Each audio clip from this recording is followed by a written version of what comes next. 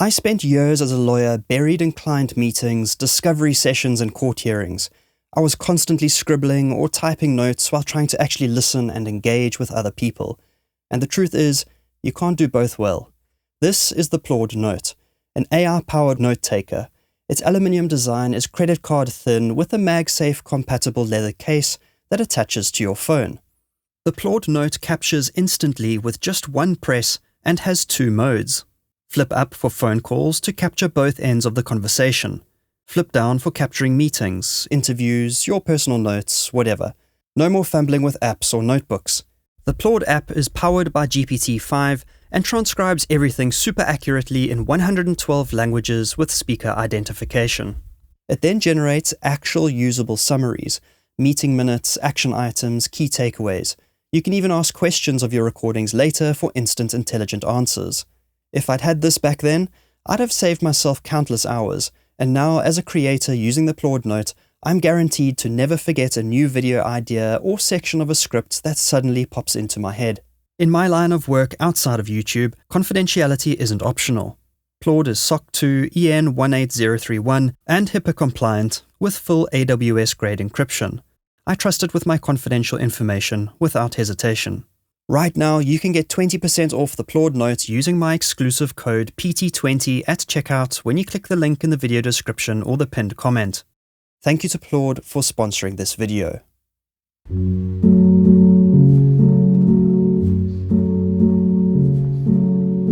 This is Harold Adrian Russell Philby in his mother's Kensington home in 1955. He was known to everyone as Kim. This was 4 years after the infamous defection to the Soviet Union of British diplomats Guy Burgess and Donald Maclean. Kim was preparing to hold a press conference. Ever since the disappearance of the two defectors behind the Iron Curtain, whispers of another betrayal, a so-called third man, started to hang like a dark cloud over Kim Philby's head. And so there he sat, ready to set the record straight. Well, if there was a third man, were you in fact the third man? No, I was not. You think there was one? No comment. This infamous proclamation of his innocence was delivered with such sincerity that he was able momentarily to silence his accusers. The press conference in many ways served its purpose, allowing Kim Philby to continue on for the next 8 years. He had, of course, been lying through his teeth. It was only after he disappeared in 1963 that questions started to be asked. How could this have happened? Did British intelligence know about it all along? And did they allow him to flee to avoid an even greater scandal? Even today, in 2025, newly declassified documents are shedding fresh light on this most extraordinary case of intrigue and betrayal. This is the story of Kim Philby, the Cold War's most notorious spy and traitor.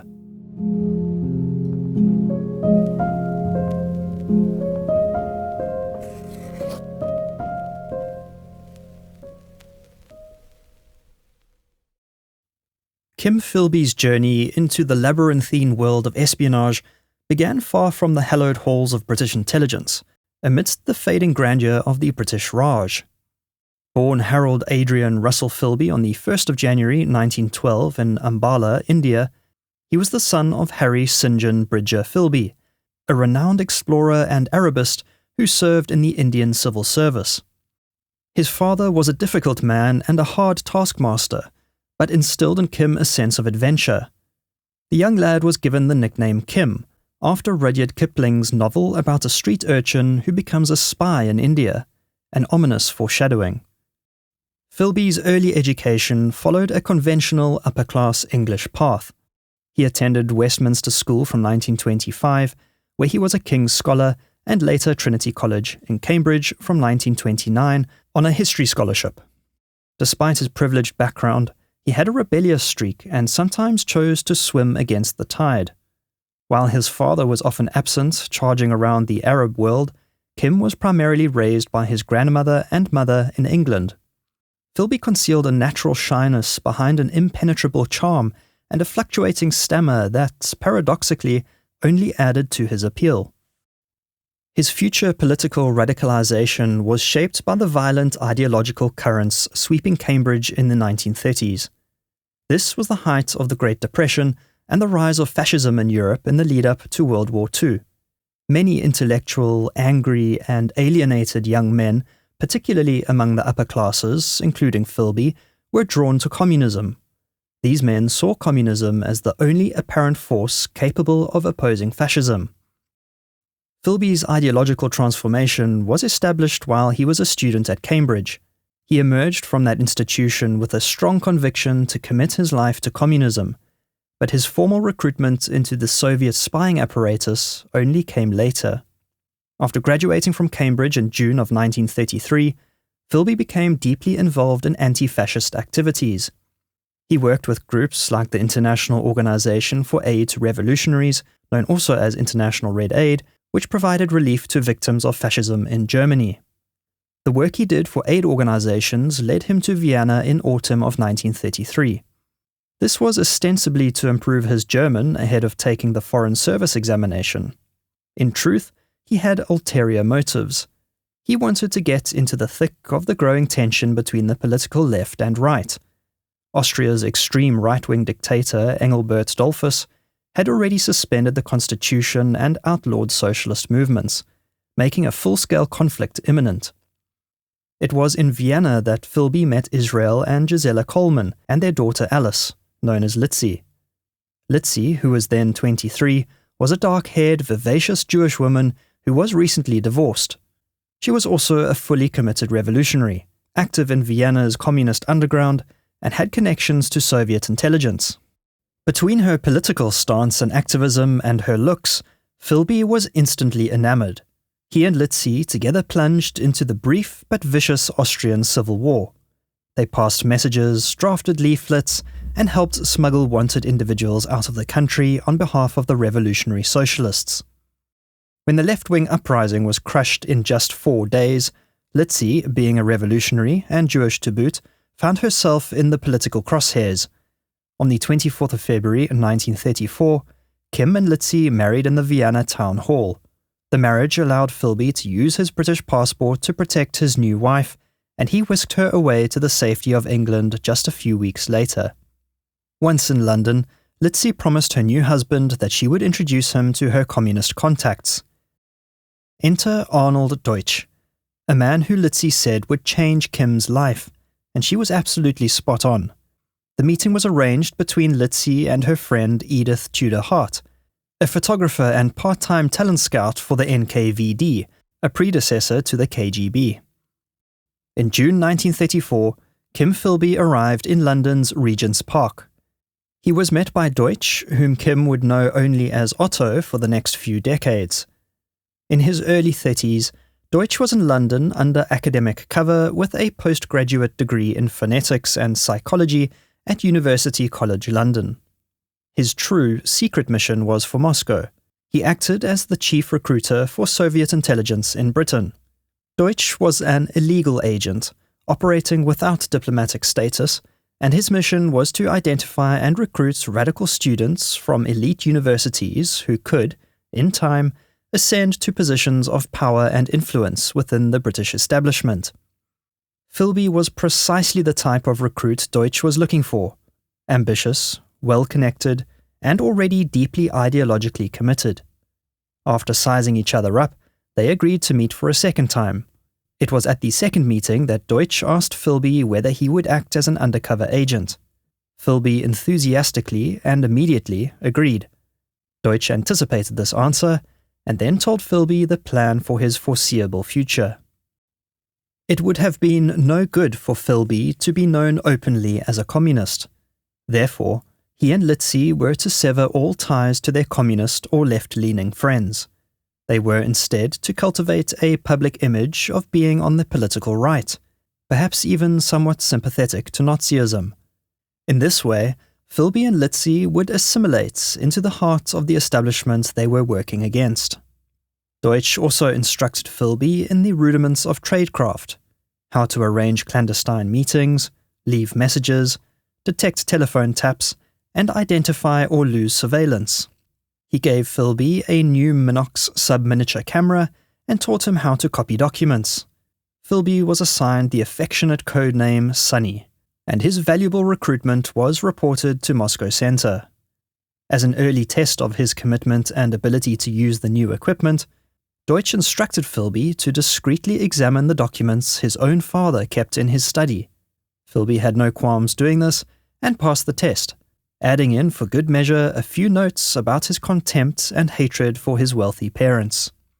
With that, Philby was then a penetration agent working in the Soviet interest. His double life had begun. Following Deutsch's advice, Philby pursued a career in journalism. This offered him unparalleled access and a plausible reason for international travel. He started out at the World Review of Reviews, then moved on to the Anglo-German Trade Gazette, a publication partly financed by the Nazi government. He further solidified his right-wing cover by joining the Anglo-German Fellowship, a society fostering closer ties with Germany. Although Philby found this public facade profoundly repulsive, it served as the perfect political camouflage. Philby was also quick to suggest the names of other bright young minds from his Cambridge circle for recruitment. Among these were Guy Burgess, a flamboyant homosexual described as amoral, witty, supremely dangerous, and a loud advocate of communism. Then Donald Maclean, a clever young linguist destined for the Foreign Office. Philby invited Maclean to dinner, where he hinted at important clandestine work. Maclean, later codenamed Orphan, was soon signed up by Deutsch after a discreet meeting in a cafe. Burgess, sensing that he was being excluded from something exciting, boldly confronted Maclean about his continued communist activities and was, albeit reluctantly, added to Deutsch's roster. To aid his cover, Burgess publicly embraced a facade of Italian fascism. He, in turn, introduced Deutsch to another key recruit, Anthony Blunt, a distinguished art historian who would ultimately penetrate MI5. The final recruit, courtesy of Blunt, was John Cairncross, who went on to work for MI6, even at Bletchley Park. Through Philby's assistance and Deutsch's diligent oversight, the Cambridge 5 spy ring was complete by 1938. Initially, Moscow had limited use for their new recruit and his friends, but they knew they were playing the long game. It was the outbreak of the Spanish Civil War in July of 1936 that provided Philby's first significant opportunity to serve the Soviets. Philby travelled to Seville to cover the conflict for the Times, reporting from the rebel, Nazi-backed nationalist side. While officially a war correspondent, he secretly sent intelligence to his Soviet handlers in Paris, often by writing letters to a fake girlfriend, Mademoiselle Dupont. The letters were intercepted by the Soviet embassy and gave Moscow a first-hand account of the size and movements of General Francisco Franco's army and other military information. While Philby was stationed in Seville, Soviet intelligence considered using him to carry out a daring operation. Philby was tasked with assessing the security of General Francisco Franco, with a view to assassination. But the plan was scuppered before it took root, Philby being deemed by his handler to lack the physical courage for such a direct act. A near-death experience in late 1937 solidified Philby's standing both with the nationalists and his own secret side. A Republican shell landed near his car, killing 3 other war correspondents, but Philby escaped with only a minor head wound, earning him a reputation for great pluck. General Franco himself awarded Philby the Red Cross of Military Merit. This bizarre twist made the secret communist agent a trusted figure among Spain's fascist elite. Despite his early successes for the Soviet cause, his clandestine work was never without risk of discovery. That same year, in 1937, Soviet intelligence officer Walter Krasivsky defected to the West, revealing that Moscow had sent a young Englishman, a journalist of good family, an idealist and fanatical anti-Nazi, to Spain to kill Franco. These clues haunted the halls of British intelligence for many years, but Krasivsky's trail of breadcrumbs was so fragmentary that Philby never fell under suspicion. Krasivsky himself was found dead in Washington in 1940, a gunshot wound to the head and 3 notes beside him. Officially ruled a suicide, there has long been speculation that it was an NKVD hit. Then, in 1938, there was the defection of Philby's own handler, Alexander Orlov. He chose, however, to keep Philby's identity a secret while Stalin remained alive to protect his family back in the USSR. Only after Stalin's death in 1953 did Orlov start speaking about his life as a senior NKVD officer, but he made only indirect mentions of the British mole, and nothing came of it.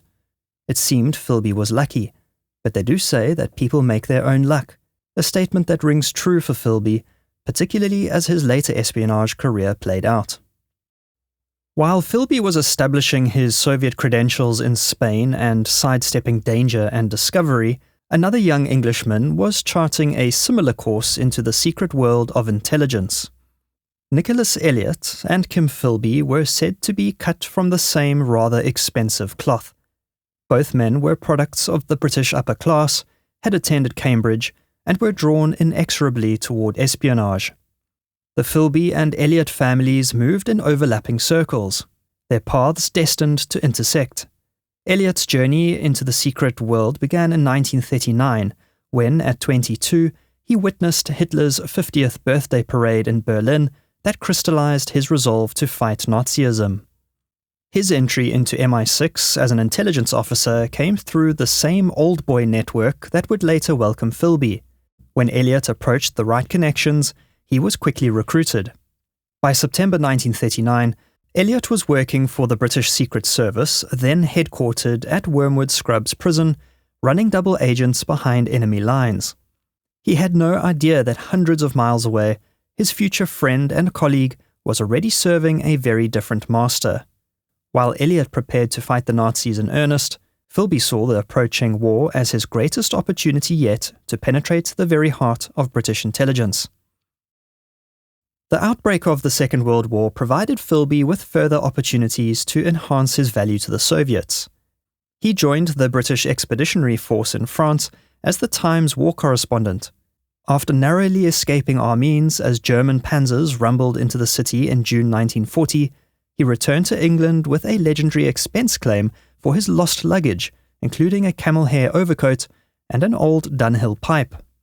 He had long set his sights on joining the Secret Services, and the opportunity to make his move came while on a train returning from France. He got to talking with Hester Harriet Marsden Smedley, a veteran journalist who was known to dabble in a bit of spying. Soon after, Philby was summoned to the Times foreign editor and informed that Captain Leslie Sheridan of the War Department was looking for him for war work. Sheridan ran DQ, a black propaganda section of MI6 responsible for spreading rumors and disinformation. 2 days later, Philby met Sarah Max, Chief of Staff for MI6's Section D, which specialized in covert paramilitary operations. Much like with Elliot, the recruitment process epitomized the old boy network at its most dangerous. After all, it wasn't until 1994 that MI6 was formally acknowledged as even existing. Britain's SIS, or Secret Intelligence Service, operated as the Foreign Office Research Department as a front, and within Whitehall was referred to euphemistically as the Friends. A routine MI5 background check found nothing to raise any concerns. Valentine Vivian, MI6's deputy head who knew Philby's father, personally vouched for him, and his fellow Soviet agent Guy Burgess, already embedded in MI6, helped to smooth the way for Philby into British intelligence. Once recruited, Philby was assigned to Brickendenbury Hall, a secret spy training school in Hertfordshire. This unit was later absorbed into the Special Operations Executive, designed by Winston Churchill to set Europe ablaze by supporting French resistance networks. In October 1940, Philby transferred to another training school at Beaulieu in Hampshire, where he lectured on propaganda. But Philby was eager to join the real wartime intelligence battle. He frequently travelled to London, where he mingled with the rising stars of British intelligence and put out feelers for new assignments. It wasn't long before he achieved his aim, being transferred to Section 5 of MI6, the Counterintelligence Division at Glenalmond. He worked in the office next door to another budding intelligence officer, Nicholas Elliot. Elliot had responsibility for German espionage in the Netherlands. Philby handled the Iberian Peninsula, namely Spain and Portugal. Elliot and Philby's friendship formed quickly. They shared the bonds that tied together their class and generation. For Elliot, the friendship filled the void left after a close friend was killed in action. No sooner than they had become friends, Philby was already reporting to Moscow about his office buddy. In 1941, and after only a few months in his position, Philby included a rather uncharitable description of Elliot in his intelligence reports. Mr. Nicholas Elliot, 24, 5 foot 9 inches, brown hair, prominent lips, black glasses, ugly and rather pig-like to look at. Good brain, good sense of humor, likes a drink but was recently very ill and now, as a consequence, drinks little. He is in charge of Holland. For Philby, nothing was sacred, least of all friendship. Philby's career took a decisive turn in September 1941 when he was appointed head of his Iberian department. The promotion came through the same old boy network that had initially recruited him. Tommy Harris, a friend and a runner of MI5's double agents, informed Philby about the opening and put in a good word for his friend. Before taking the post, Valentine Vivian checked in with Philby's father to inquire about Philby's known communist leanings while at Cambridge. St. John Philby promptly dismissed his son's Cambridge communism as nothing more than schoolboy nonsense. This was excellent news for Moscow, as it meant that their agent would have ever-growing responsibility and, accordingly, access to information. Philby's personal life during this period saw him living in a rented cottage in St. Albans with Eileen Furse, a woman he had met on the day that war was declared in 1939. Despite still being married to Litzy, husband and wife had gone their separate ways some months prior. Starting in 1941, he went on to have 3 children with Eileen before they officially married, maintaining a facade of a somewhat respectable domestic life. The general atmosphere of Section 5 of MI6 during the war was relaxed and non-compartmentalized. It was an extension of the Old Boys Club in every way, which is exactly how Philby liked it. As head of the Iberian section, he faced the formidable challenge of coming up against German espionage in Spain and Portugal. Although officially neutral, these were countries which tolerated and even encouraged Abwehr operations on a grand scale. Where Philby held a distinct advantage in the war fought in secret was his access to Bletchley Park decrypts.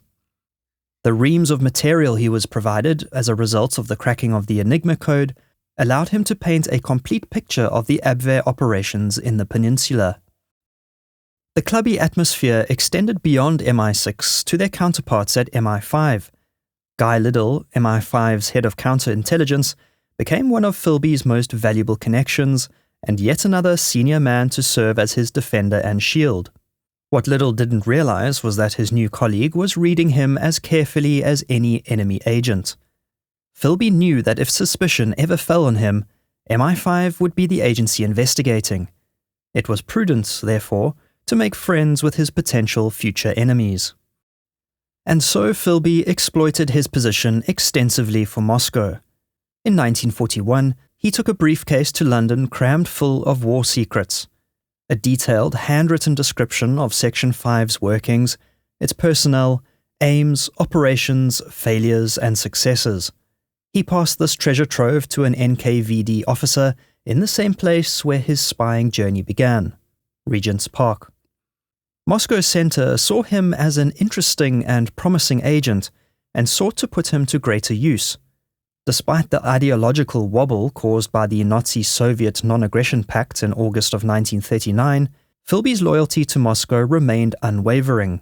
He convinced himself he was helping an ally in the single-front struggle against fascism by passing on the secrets. And he did this en masse. Every evening, he would leave his MI6 office with a briefcase full of reports, many written by himself, and secret documents taken from the archives. He would deliver these materials to his Soviet contact, who would photograph the contents overnight. Philby would then return the files to the MI6 archives early the next morning, making it appear as though nothing had been taken. In the security lax and overly trusting environment in which he worked, nobody ever suspected a thing. Philby, who had taken on the codename Stanley, was almost being too effective for his own good. Moscow harbored suspicions about the quality, quantity, and consistency of intelligence provided by Philby and the other Cambridge spies. They feared they might be double agents. To test Philby, Moscow demanded information on British spies within the Soviet Union. Despite his role being counter-espionage rather than agent running, Kim Philby obediently set to work.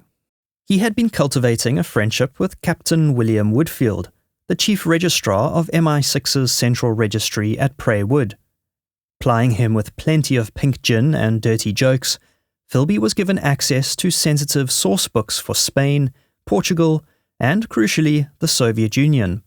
The books for Spain and Portugal fell squarely within his remit, but he had no official business asking for the Soviet book. Nevertheless, it was handed over just the same, no questions asked. After trawling through the lists of names and codenames, Philby reported back to his handler that Britain had virtually no spies at all in the Soviet Union, and the USSR was only 10th on the list of countries to which MI6 would send its agents. Moscow found this entirely absurd, and this feedback only deepened its suspicions. They thought that Philby must surely have been lying to shield his father, or worse yet, was a plant.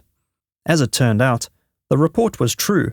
Britain simply had not penetrated the Soviet Union in the same way as the Soviet Union had penetrated it. Not only did his report to Moscow undermine the trust he was trying to build, but this was also the closest that Philby came to compromise during his wartime spying. Woodfield asked Philby to return the source books, which he duly did. That seemed the end of it, and Philby thought nothing more of his secret raid. However, one morning shortly afterwards, Woodfield sent Philby a polite note asking him to return the Soviet books. Philby panicked. He knew he had returned everything he had borrowed, but Woodfield was adamant there was a second Soviet source book missing from his shelf. Philby was the last one to have checked it out. After a frantic and fruitless search of his office, Philby was told that under registry rules, the head of MI6, C, would have to be informed of the missing records. Philby had no business at all having access to the Soviet sourcebooks, and the missing records being reported to the head of MI6 with Philby's name as the last person to whom it was issued was likely to be the end of him. It was a stroke of luck that again saved Kim Philby's bacon. The following Monday morning, Woodfield's secretary returned to work after a bout of flu. She confirmed that there was in fact only one Soviet sourcebook, she having taken it upon herself to amalgamate 2 volumes into one to save on shelf space. Woodfield offered a profuse apology to Philby over another round of pink gin. There would be no report up the chain of command. Philby had managed to avoid discovery, but this was a very narrow squeak indeed. Kim Philby's influence within British intelligence continued to grow throughout the war. In late 1942, his responsibilities expanded to include counterintelligence operations in North Africa, followed by Italy a few months later. He also acted as deputy to Felix Cowgill, the head of Section 5. His position made him an influential instructor to the newly arrived American Office of Strategic Services, whose notably bewildered group of novices looked to British expertise for guidance. One such officer was a young James Jesus Angleton. He would later become a powerful figure as the head of the CIA and, regrettably in hindsight, a protégé of Philby's.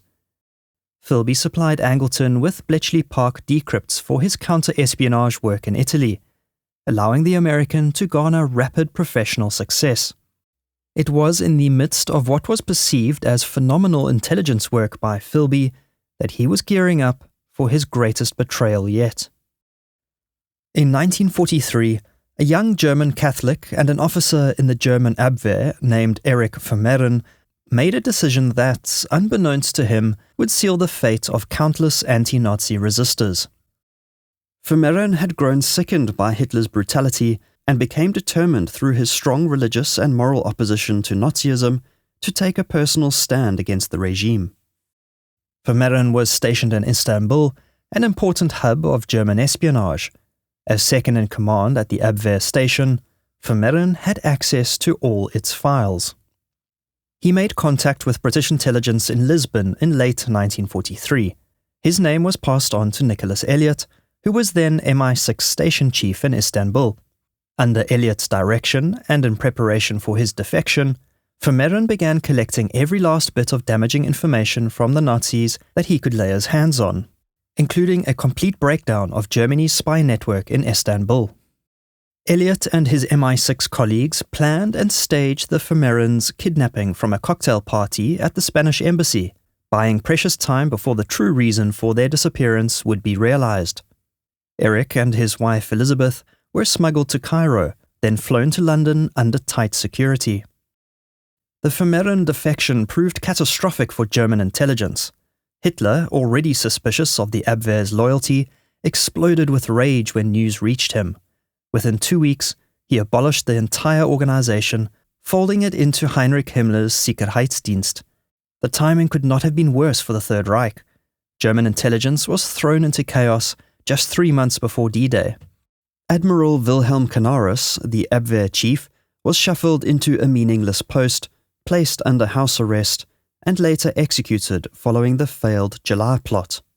In Istanbul, panic spread like wildfire among German intelligence. Vermeeren's defection triggered a chain reaction, with several of his colleagues deciding to bolt. Elliot successfully extracted 4 more defectors from the city. Hitler ordered a ruthless purge. Vermeeren's entire family, including his parents and siblings, were thrown into concentration camps. In London, the Vermeerens were greeted by none other than Kim Philby, who was to lead on their debriefing. When Philby had learned of the inbound defectors, he immediately offered his mother's flat in South Kensington as the ideal location for the debriefing. This was no benevolent act. It was to ensure that he would be well placed to pass on all the Nazi secrets to Moscow. Over the next 2 weeks, Philby and Elliot extracted every detail from their high-level German prize. This included the structure of German intelligence, its Middle East operations, and the identities of its officers and agents. But Elizabeth Vermeeren provided something even more significant: a detailed description of all their contacts in the Catholic underground in Germany. This list contained the names, addresses, and occupations of men and women who could be instrumental in the post-war period in helping the Allies establish an anti-communist government in Germany. These were people who not only opposed Hitler, but also wished to prevent a communist takeover of their country once he was defeated. With the Red Army rapidly advancing into Germany from the east, MI6 made a tactical decision. They would not pass this intelligence on to Moscow. MI6 knew that Stalin would make short work of eradicating any threat to his post-war communist plans for Western Europe, and thus MI6 chose to withhold the list to protect the named individuals. Unfortunately, this decision was made in vain. Kim Philby had already secretly intercepted Vermeeren's list, which he passed on straight to Moscow. Moscow Center received what amounted to be a ready-made hit list of influential ideological opponents. As Stalin's armies marched across Germany, Soviet operatives systematically identified and liquidated these individuals. After the war, Allied officers searched for the men and women on their list, but came up totally empty-handed. They were all either in Soviet gulags or dead. What was thought to be Nicholas Elliot's greatest intelligence triumph proved to be a tragic disaster. Philby believed that the list finally proved his loyalty to Moscow, solidifying the Kremlin's trust in their double agent.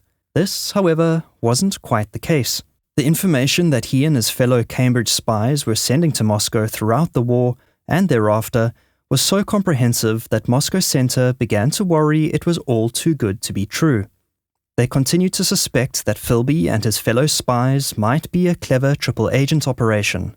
They perhaps overestimated their contemporaries over at British intelligence. With a common enemy nearing defeat, the Soviet Union was emerging as the West's new ideological enemy. Even before the war's end, MI6 shifted its focus east, reactivating Section 9, its counterintelligence branch, which was responsible for rooting out enemy penetration of SIS and monitoring hostile intelligence services, especially the Soviets. Philby maneuvered himself into a position as prime candidate to head this new section, being appointed head of Section 9 in September 1944 before the war's end. A Soviet spy was thus in charge of Britain's anti-Soviet intelligence operations. This masterstroke meant that the Kremlin knew everything Britain was doing in its post-war effort to counter communist espionage. Moscow truly was ecstatic. Their agent Stanley was coming into his own, and the long game had all been worth it. From his position as head of Section 9, Philby reported on the Manhattan atomic bomb program, D-Day plans, Britain's Polish policy, and OSS and MI6 activities, passing an estimated 10,000 documents to Moscow. Philby had to tread a fine line. His work for the British needed to be seen to be effective to maintain his cover, but not so effective as to genuinely damage his adopted Soviet cause or expose himself. While he needed to be careful about avoiding his own missteps, what he had less control of were other spies, most crucially, Soviet defectors. In September 1945, Konstantin Volkov, a senior Soviet intelligence officer, knocked on the door at the British consulate in Istanbul, offering to defect. Volkov said he had priceless information, including a complete list of all Soviet agent networks in Britain and Turkey. What's more, he said that one of these agents is fulfilling the functions of head of a section of the British counter-espionage service in London. In exchange, Volkov demanded £50,000 and political asylum in Britain for him and his wife. He gave British intelligence 21 days to respond. The British ambassador promptly passed this news on to MI6, where a report soon landed on the desk of MI6 head Sir Stuart Mingus. He, in turn, immediately passed on the information to the head of Soviet counter-espionage, who, of course, was none other than Kim Philby. Philby was horrified when he read the report. He was mostly worried for himself, but also the risk to his fellow Cambridge spies, Burgess and Maclean. Playing it cool, he told Mingus that the approach to Volkov was so important that he would need to sleep on it. This bought enough time for Philby to arrange a hasty meeting with his Soviet handler later that night. The advice he received was to draw things out for as long as possible and to control the situation. The next morning, Philby made his case in Mingus's office. Nicholas Elliot was the natural choice to handle the case given his apparent success with the Vermeeren defection, but Philby couldn't allow this.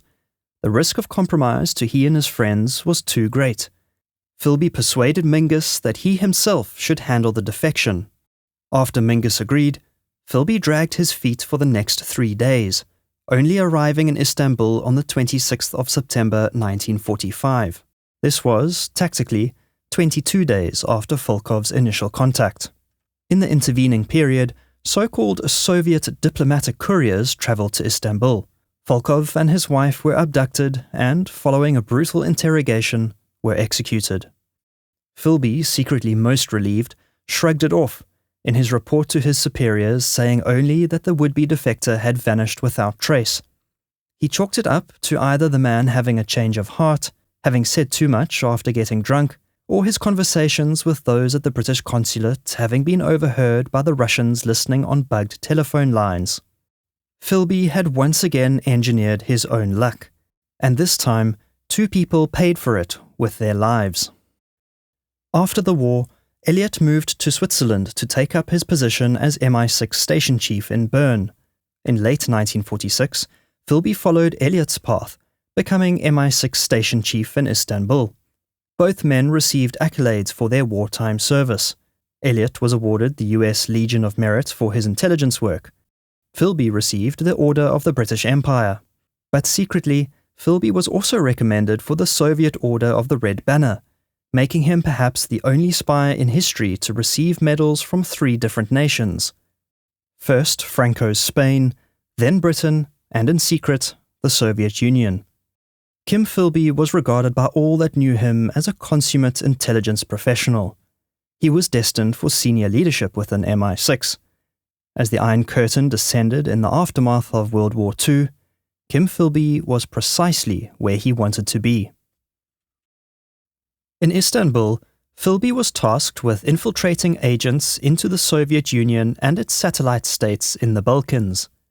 He enthusiastically embraced the policy of rolling back the red tide and the strategy of war by proxy against the Soviet Union.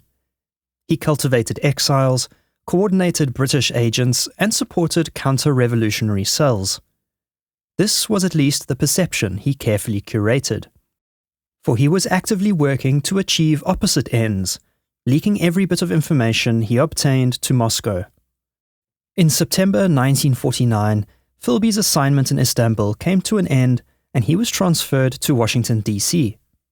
Serving as the MI6 station chief, this was one of the most important jobs in British intelligence, because it meant Philby would also serve as liaison officer to the newly formed CIA.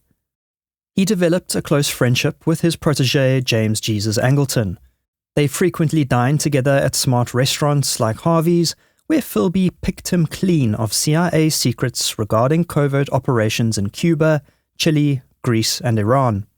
Philby even became joint commander of the Anglo-American Special Policy Committee, overseeing a US-led program to support a monarchist opposition in Albania. As a result of Philby leaking information of this to Moscow, many royalists were captured, tortured, and killed. For the next 21 months, Philby was privy to high-level Anglo-American intelligence. He had channels of communication with both the British Prime Minister and the US President. This unparalleled access allowed Philby to warn Moscow of impending threats to their agents, although he only gave tip-offs for the most important agents, sacrificing those of lesser importance to avoid exposing himself. His professional life was soaring, but the same could not be said for his personal life. Philby was still married to Eileen, and during this time, she suffered from increasing mental instability and what was later diagnosed as Munchausen syndrome. As it turned out, while in Istanbul, she had injected herself with urine, resulting in a breakout of boils, then was burned in a mysterious fire in her hospital room. Eileen knew nothing of her husband's duplicity and was convinced that he was having an affair with his secretary, Edith Whitfield. Eileen's mental illness became a point of difficulty and embarrassment for Philby, feeling that he had been deceived by his wife. The strains in his marriage would soon, however, be eclipsed by events in his professional life as his web of deception slowly started to pull apart. Since 1940, the USA had been running a counterintelligence operation against the Soviets called the Venona Project. By 1948, as many as 3,000 telegrams had been intercepted and partially decoded, thanks to the brilliant cryptanalysts led by Meredith Gardner. The Soviets, due in part to carelessness and logistical problems in wartime conditions, broke their own rules by using their coded one-time pads multiple times. This allowed the Americans to partially crack their unbreakable code. In 1950, the decrypted messages startlingly revealed the existence of a valuable agent network operating in Britain since at least 1945, including two important agents, one codenamed Stanley and the other Homer. Stanley was, of course, Philby himself. Homer, Philby deduced, was his old Cambridge friend and fellow Soviet spy Donald Maclean. Maclean had also been posted to Washington as first secretary in the British Embassy. Philby knew that it wouldn't take the joint MI5 FBI investigation team to connect the dots. He also knew that should Maclean be outed, it wouldn't be long before he would be too. Philby found himself in an impossible position of his own creation. As a British agent, he should have alerted authorities. As a Soviet agent, he had to protect Maclean, to also protect himself. Philby hadn't seen Maclean since the end of the war, and so had to ask his unreliable friend Burgess to communicate on his behalf. Donald Maclean had left Washington in 1948 to take up a new role as counselor and head of chancery at the British Embassy in Cairo.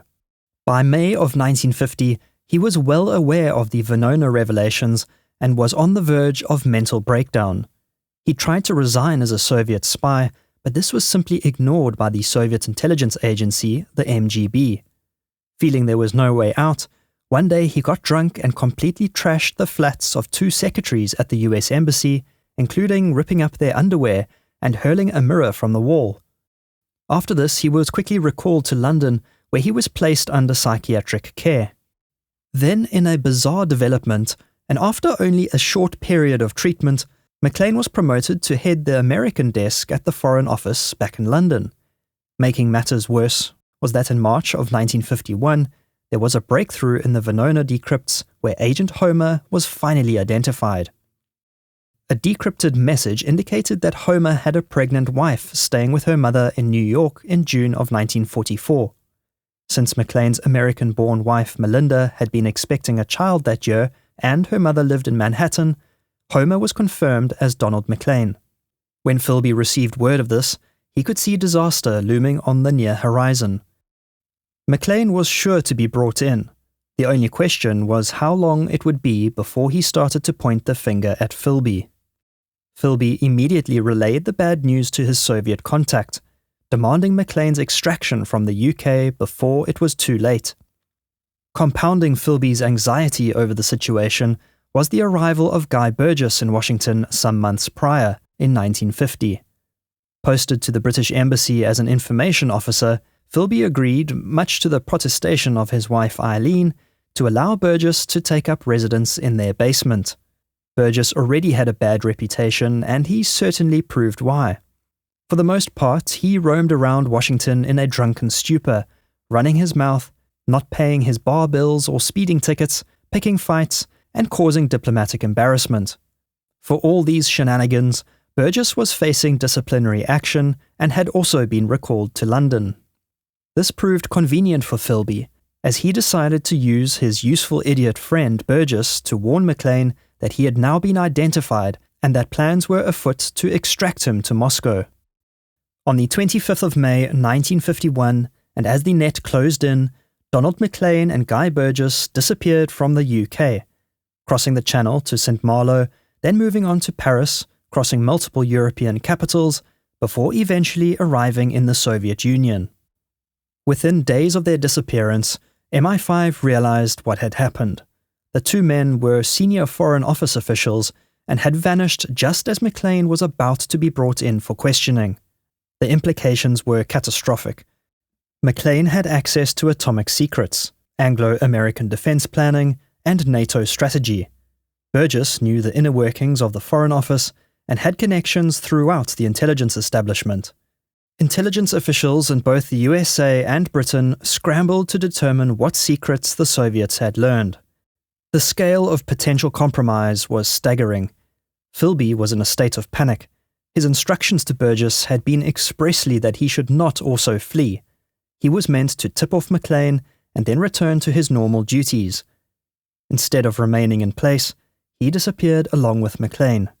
Kim Philby rushed to his potting shed, retrieved a hidden Russian camera and film, and buried them in a shallow hole in the woods on Nebraska Avenue near to his apartment. Suspicion immediately fell on Philby due to his close friendship with Burgess.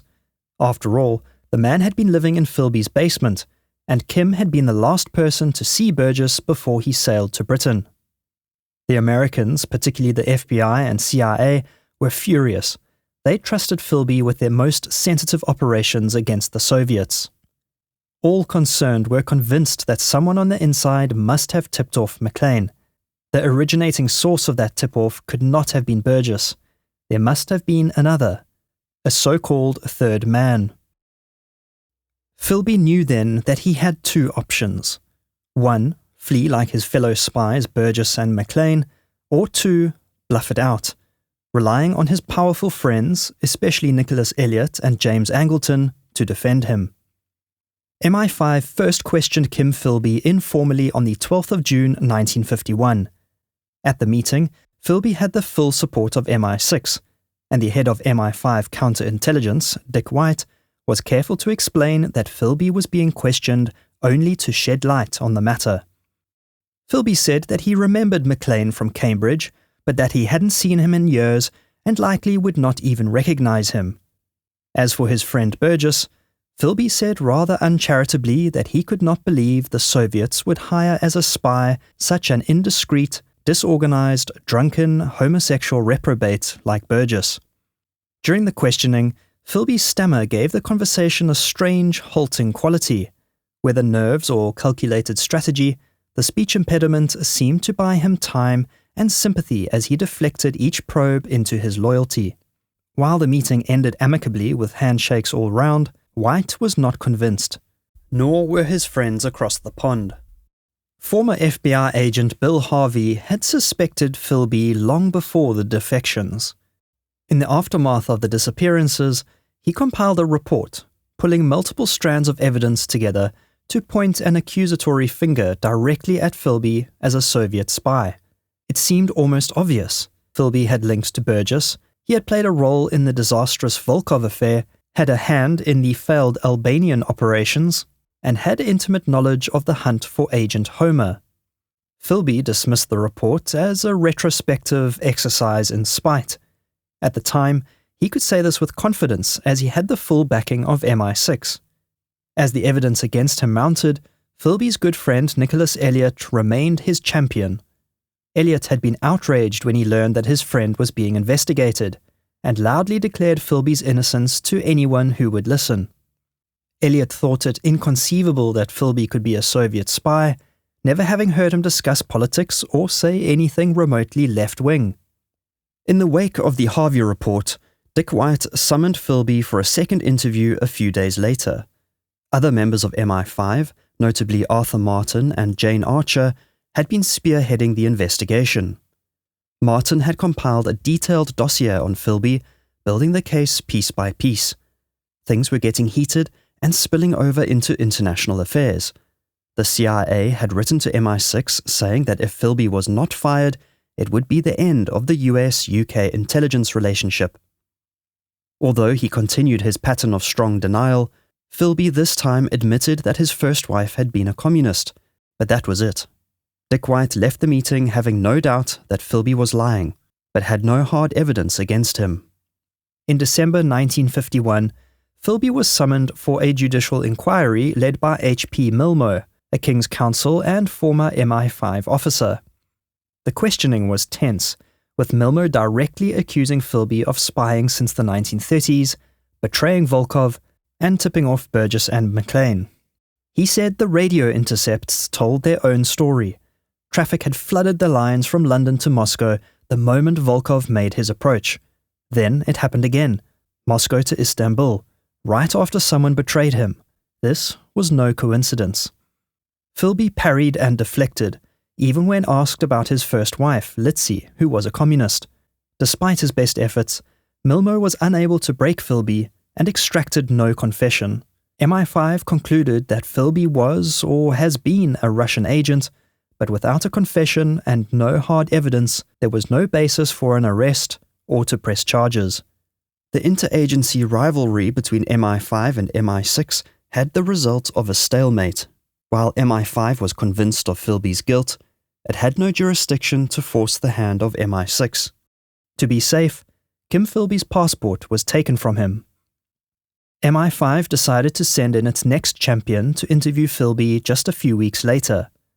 William Jim Scarden was MI5's foremost interrogator, having successfully extracted a confession from atomic spy Klaus Fuchs. Scarden's persistent, subtle questioning also failed to yield a confession, with the final report concluding only that the charges of espionage were unproven. Philby's passport was returned. Stuart Mingus continued to defend Philby, saying that he was the victim of unsubstantiated conjecture. Whether or not he truly believed that statement, to admit otherwise would be to expose the British intelligence services to ridicule.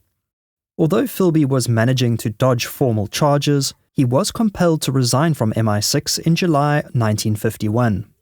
He received a payment of £4,000, equivalent to over £32,000 today, as proof of his honourable departure. Nicholas Elliott remained his ardent supporter, lending him money, paying his club bills, and arranging through his father for Philby's sons to attend public school. The suspicions surrounding Philby and his departure from MI6 were all kept hush-hush. It was treated discreetly as an internal matter, thus shielding Philby from the public eye. All this changed in 1955. Vladimir Petrov, a KGB colonel and the resident at the Soviet embassy in Canberra, Australia, defected to the West the previous year in April 1954. His debriefings provided critical intelligence confirming that Guy Burgess and Donald Maclean had successfully reached Moscow, and further revealed that the two had been warned to escape by a third man, described as another British official. In the wake of these revelations, J. Edgar Hoover came up with a plan to force the British government into launching a judicial investigation. In September 1955, information was allowed to flow to the People newspaper, which broke the news that Burgess and Maclean were Soviet agents recruited at Cambridge and had been spirited away by Soviet intelligence. Soon after, on the 23rd of October 1955, the New York Sunday Times, following a deliberate leak from Hoover, was the first to publish Kim Philby's name as the notorious tipster who warned the defectors, directly triggering a storm of media and political attention. The hunt for the third man was then well and truly on. Philby was understandably worried about the threat this posed, though he was reassured by his Soviet controller, through Anthony Blunt, that Petrov knew nothing that could directly implicate him. This knowledge may have offered Philby a short-term reprieve, but the dark cloud of suspicion continued to swirl overhead. On the 25th of October 1955, Labour MP Marcus Lipton publicly named Philby as the third man in the House of Commons under parliamentary privilege. The British government was finally forced to respond. A report followed a joint MI5 and MI6 investigation. That report was, however, based on a briefing prepared by MP Richard Bruman White, who was heavily influenced by Nicholas Elliott, who was still campaigning for his friend's innocence. Harold Macmillan, then Foreign Secretary, famously declared on the 7th of November 1955 that there was no reason to conclude that Mr. Philby has at any time betrayed the interests of this country, or to identify him with the so-called third man. This public exoneration effectively cleared Kim Philby's name in the public eye. It is here that we go back to where we started, on the 8th of November 1955, in the living room in the Philby Kensington flat. Freshly shaved and wearing a smart pinstriped suit, he delivered his now infamous declaration of his innocence. There was no trace of his usual stammer. The speech impediments that had marked his conversation for decades had mysteriously vanished when he needed to lie most convincingly. He denied any communist past or involvement in the defections. The press coverage was overwhelmingly favourable, portraying him as an honest, upright government official brought down by his friendship with a secret communist. Although he had been publicly exonerated, suspicions still lingered, especially among MI5. Philby found himself unable to find a new job. He attempted on his own steam to resume his journalism career, but found nothing permanent. His financial situation was dire, and he drank constantly, almost to the point of death. It was Nicholas Elliott who again came to his rescue, pulling strings to secure him a new cover job for intelligence work. In September 1956, Philby was appointed Middle East correspondent for The Observer and The Economist, a position that also quietly and unofficially resumed his work for MI6 as a freelance agent. Philby relocated to Beirut, a city that was another central hub of secrets and espionage for the world's intelligence agencies. He followed his usual modus operandi, working on his contacts among politicians, military officers, diplomats, and other journalists. Still protected by the likes of Elliott in the UK and Angleton in the USA, he was able to continue his work for the KGB, all the while collecting a salary from 2 newspapers and MI6. Philby soon began an affair with Eleanor Brewer, an American architect who was unhappily married to Sam Pope Brewer, a correspondent for the New York Times. Philby's wife, Eileen, died in December 1957, with her friends suspecting suicide, though the official cause was heart failure due to alcoholism. Philby's reaction was at best stoic, telling a colleague that her death was in fact a wonderful escape, as it freed him to marry Eleanor. He did not attend the funeral, and his 5 children never knew where their mother was buried. Kim Philby and Eleanor Brewer were married 2 years later on the 24th of January 1959. As with all his wives, Eleanor knew nothing of her husband's true allegiance to the Soviet Union. The wheel turned again in early 1960 when Nicholas Elliott arrived in Beirut as the new MI6 station chief, becoming Philby's direct boss. Elliott was unfamiliar with Arab politics, and he relied on Philby as his personal advisor. They were good friends before, but in Beirut their professional and social lives became even more intertwined. They met regularly for drinks, which Philby used as usual to bleed Elliott dry of secrets. Over the next months, Philby travelled extensively across the Middle East, ostensibly on newspaper assignments, visiting Jordan, Iraq, Egypt, Kuwait, and Yemen. His public output for the newspapers was relatively low, but his clandestine activities were extensive, gathering information for both MI6 and the KGB. While he handed over intelligence to Elliott at MI6, he handed over the same, if not more, to his Soviet handler in a backstreet Armenian restaurant. This period of Philby's life spent in Beirut saw him enjoy his happiest years with his new American wife. This brief time of contentment was, however, nothing more than a temporary, fragile facade. Cracks had already started to show in the early 1960s. In October of 1960, his father, Sinjin Philby, died in Beirut. This had a far more significant impact on Philby than the death of his wife, plunging him into a deep alcoholic depression. Concurrently, a series of high-level defections from the Soviet bloc began to expose the soft white underbelly of British intelligence and how it had been so thoroughly compromised by the Cambridge spy ring. In December 1961, Major Anatoly Golitsyn, a senior KGB officer, defected in Helsinki. He brought with him a vast trove of secrets that included confirmation of a ring of 5. These were men recruited while studying at Cambridge. Golitsyn's information was fragmentary but significant, and the KGB was worried about it. While MI5 had suspected Philby for years, Golitsyn's corroboration was the first time it had been confirmed that there were still other undiscovered spies lurking in the shadows. In the summer of 1962, when Golitsyn had been permitted to travel to London to be interviewed by British intelligence, Moscow realized the threat he posed to their best spy. The KGB sent Yuri Modin, Philby's former KGB contact, to Beirut to warn Philby of the new defector and to make contingency plans for his escape to Russia. This warning, combined with the stress of his father's death, sent Philby into a tailspin of fear, exacerbating his alcoholism and stress. The decisive blow for Philby came in 1962. The lead came not from a Soviet defector or fellow spy, but from a woman named Flora Solomon. She was an old friend who had known Philby since the 1930s and had introduced him to his second wife, Eileen. She had become increasingly annoyed by what she perceived as Philby's anti-Israel bias in the articles he wrote for The Observer. To her, it echoed Soviet propaganda. Thinking about it more, Solomon recalled Philby's comments to her in 1935. He had proudly told her that he was doing a very dangerous job for peace. On reflection, she realized that Philby had perhaps been attempting to recruit her into Soviet intelligence. She reported this to Victor Rothschild, of the famous banking family and a former MI5 officer and friend of Philby's. This information was passed up the chain to MI5, who found Solomon's account compelling. Solomon was asked to repeat her story for MI5, which she did not knowing that she was being recorded.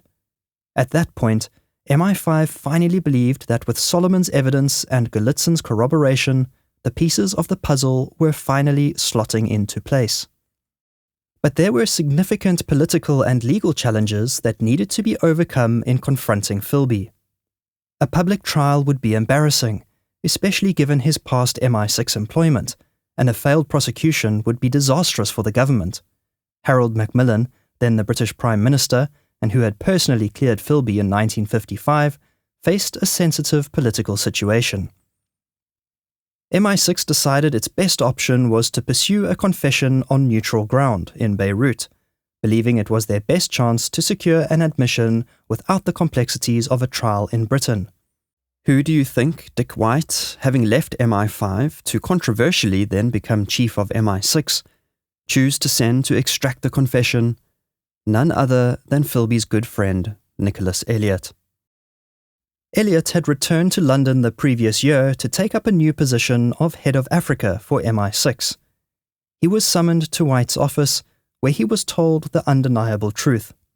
Philby, the man who he had so vehemently defended, was a traitor and a Soviet spy. Elliot was crushed, humiliated, enraged, and saddened by the news. He realized the awful implications of this truth, not being able to even imagine how many deaths Philby had caused. Elliot felt that he was the only one who could extract a confession, and so he agreed to go. On the 10th of January 1963, Elliot arrived in Beirut in secret. He met Philby in a bugged apartment in the Christian quarter of the city. Philby, still recovering from a drunken fall, was apparently unsurprised to see his old friend back in Beirut, and most probably knew why he had been sent. Every last detail of the meeting had been carefully choreographed. A microphone lay hidden beneath the sofa, transmitting to an adjacent room where a stenographer was ready to type. Elliot cut straight to the point. "Your past has caught up with you. The game is finished." British intelligence had penetrated Soviet operations, Elliot explained, and had uncovered information that left no doubt. Kim Philby was a KGB agent, and MI6 now possessed unshakable proof. As was to be expected of him, Philby dismissed the accusations with practiced scorn, although as Elliot pressed him, Philby stuttered and stammered, the familiar speech pattern returning under pressure from his old friend. When the topic of the betrayal of their friendship was discussed, the conversation grew heated. Regaining control of the situation, Elliot laid out the deal he was authorized to offer: a complete confession in exchange for immunity from prosecution. Philby would receive a full pardon if he revealed every contact, operation, and agent he ever betrayed. But, and this was key to making it an attractive offer, the confession only needed to extend up to 1949, prior to his Washington posting. Why? This would prevent American agencies from demanding extradition over the CIA secrets he compromised over the years. The alternative was stark. His passport would be revoked, what was left of his career would be taken from him, and MI6 would make his life unbearable. Philby was given 24 hours to decide. The next morning, Philby returned, this time sober and more prepared. After asking for 2 large brandies to steady his nerves, he launched into yet another carefully crafted performance. The duel between spy and counter-spy would continue for 4 days. Over this time, Philby confirmed that he was recruited as a Soviet agent in 1934. He admitted to recruiting Donald Maclean and Guy Burgess, but, he said, stopped all espionage after the war. By 1949, he insisted, he had seen the error of his ways. He admitted to warning Maclean of his impending arrest, but said that this was done out of personal loyalty to a friend, not operational activity. By the end of it, Philby handed Elliot 2 typed documents. It was a brief, incomplete confession strategically designed to satisfy the terms of the deal while concealing the full extent of his betrayal. Philby's MI6 career was then officially and finally over, but both men knew the full truth remained hidden. Philby was controlling the terms of his defeat, and there was still a lot more to come in this saga. What happened next beggars belief, and remains a hotly debated point of contention to this day. Elliot, partial confession in hand, flew to Africa, leaving Philby on his own.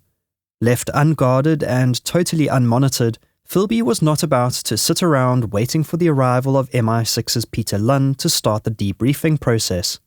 On the 23rd of January 1963, he told his wife Eleanor that he was just stepping out briefly.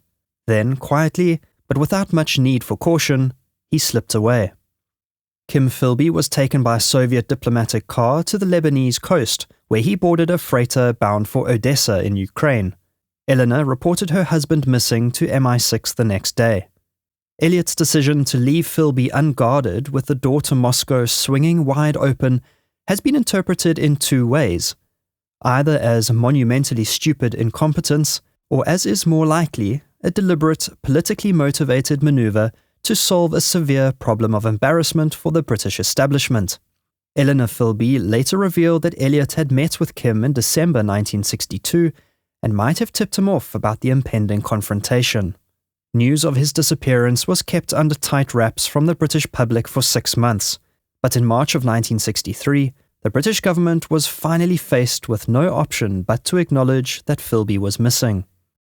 What everybody suspected to be the case was confirmed in June 1963, when the Soviet press announced Philby's arrival in Moscow as a hero. The headline, "Kim Philby in Moscow, Third Man Revealed," then appeared in the Daily Express.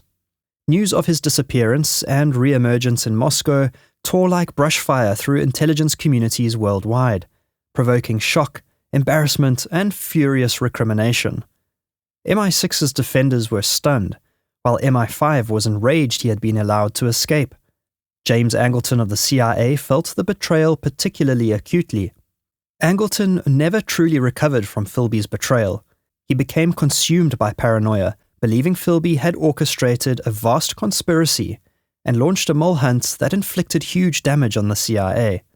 Eleanor Philby was initially reluctant to believe her husband was a Soviet spy, but a meeting with Dick White, who falsely claimed MI6 had known of Philby's Soviet allegiance for 7 years, eventually convinced her. After the defection had become public, Philby sent a letter to Elliot from Moscow, writing that he believed Elliot had engineered their meeting to force him into exile in Moscow. Elliot is said to have sent a cutting reply, saying, "Please put some flowers from me on poor Volkov's grave." They would never speak face to face again. The political fallout was as immense as it was expected to be, and so began the charade of downplay and cover-up. Edward Heath, Lord Privy Seal, misleadingly declared that Philby had no access of any kind to any official information since his 1951 resignation. That same month, Philby was granted Soviet citizenship, and his reappearance in Moscow was announced by Izvestia, the official Soviet newspaper, with the headline, "Hello, Mr. Philby." For the Soviets, they spun the defection as the final act of their super spy who had outwitted Britain for 30 years and made a triumphant escape to Moscow.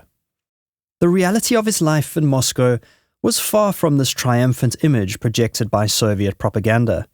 Kim Philby quickly learned that he did not love Moscow, and the feeling was mutual. He was never fully trusted by the Soviets, and found himself an Englishman in exile with little to do but drink himself into a stupor. He grew disillusioned and lonely. The ease with which he had been allowed to escape from Beirut fueled rumors among the Soviets that Philby was playing some sort of diabolical triple act. Philby suffered from deep unhappiness, continuing to drink heavily, often alone. He experienced chronic insomnia and even attempted suicide. His wife Eleanor, having come to terms with her husband's treachery, joined him in Moscow in September 1963, but found it grey, cold, and lonely. Their marriage was destined to come to a premature end, with Philby starting an affair with Donald Maclean's wife in 1964. Philby was given a salary of about £200 a month by the Soviets and financial support for his children. He published his memoir, My Silent War, in 1968. This was a blend of fact and fiction approved and edited by the KGB. In it, he wrote of the brilliance of Soviet intelligence and described himself as a hero of ideological constancy. Philby's spirit saw a glimmer of hope in 1970 when fellow exile and British traitor George Blake defected after escaping from Wormwood Scrubs prison. Blake introduced Philby to Rufina Ivanovna, a Russian woman 20 years his junior, who became his fourth wife. Rufina became a devoted partner, helping Philby battle his alcoholism and depression. In later years, Philby's utility to the KGB somewhat revived.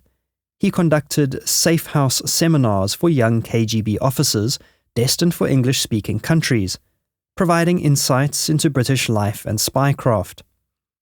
He was eventually allowed to visit the secret center of the Soviet Foreign Intelligence Service, where he presented a masterclass on how to survive in the field. He jokingly remarked that he had visited many intelligence services headquarters, but had, for the first time, visited his own. For the rest of his days, Philby is said to have lived a life of drudgery. He died in a Moscow hospital on the 11th of May 1988 at the age of 76 due to heart failure. He was given a grand funeral attended by top KGB men, his death being an opportunity to have another bite at the propaganda cherry. He was, in effect, a hero of the dying Soviet Union. His life was lauded as a tireless struggle in the cause of peace and a brighter future. He was awarded the Order of Lenin and commemorated with a Soviet postage stamp. As for Maclean and Burgess, they had a falling out shortly after arriving in Moscow. Burgess was a somewhat reluctant defector. Yuri Modin had insisted that Burgess leave along with Maclean. For Burgess, this likely accelerated his demise. He said he found Moscow perfectly ghastly and continued his life of vice as before. He died of liver failure on the 30th of August 1963. Donald Maclean was given a flat and financial support after his defection. He spoke Russian fluently and went on to work as a foreign policy analyst at the Institute of World Economy and International Relations in Moscow. Maclean and Philby continued their friendship, although this became difficult after Philby stole Maclean's wife. Donald Maclean remained a committed communist until his death on the 6th of March 1983, aged 69, following pneumonia-related complications. The ashes of both Burgess and Maclean were returned to England, where they were buried at the plots of their respective families. Nicholas Elliott retired from MI6 in 1969. He then worked as a director at a large British conglomerate until 1973. The spectre of Kim Philby lingered, and the public and professional humiliation he caused haunted Elliott for the rest of his days. He died in London on the 13th of April 1994 at the age of 77. The Kim Philby affair and the Cambridge 5 spy ring is still perhaps the most talked about spying scandal of the 20th century. Their enduring impact on geopolitics, intelligence and espionage operations is unmatched. People like Nicholas Elliott and James Angleton never managed to recover after the betrayal, the former living under a cloud of suspicion of complicity, the latter eating his own agency alive in a never-ending quest to catch the elusive mole. In 2025, the public are still learning new details about Britain's worst betrayal. In January 2025, the UK National Archives released 21 MI5 files about Philby and the other Cambridge spies. These contained detailed transcripts of Philby's confession that had not been previously made public. The document captured Philby's frank statement that, given the chance, he would have done it all again. The files also revealed Philby's lasting notoriety, showing how his actions led to untold deaths and changed the course of Cold War espionage. In 2011, the Russians erected a plaque showing two faces of Philby, an inadvertently perfect monument to a man who lived his entire life as two different people. He had fooled everyone, including himself. The master of deception had become his own greatest victim.